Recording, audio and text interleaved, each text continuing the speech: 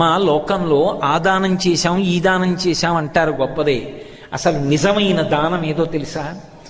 గొప్ప దానాలు చేసిన వ్యక్తిగా కీర్తింపబడేవాడు ఎవడో తెలుసా? మహాదాత అని కీర్తింపబలిచిన వాడు ఓర్పు కలిగినవాడు. తాను కోపాన్ని పొందడానికి కావలసిన శక్తి ఉన్నవాడయ్యుండి అవతల వారిని ఇబ్బంది తన శాపము చేత పెట్టగలిగిన వాడయ్యుండి కూడా అలా చెయ్యకుండా నిగ్రహించుకుని ఓర్పుతో పావు కుబుసాన్ని విడిచిపెట్టినట్టు కోపాన్ని విడిచిపెట్టి నిలబడిన వాడున్నాడే, వాడమ్మా దాత. వాడు చేసిన దానం ఎవరు చెయ్యరు. ఎందుకని మీరు ఆలోచించండి.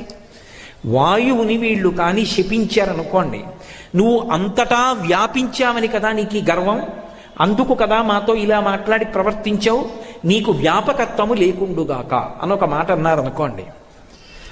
ఆ వాయువు చిత్రం ఏమిటంటే అశరీర శరీరేషు వాయు చల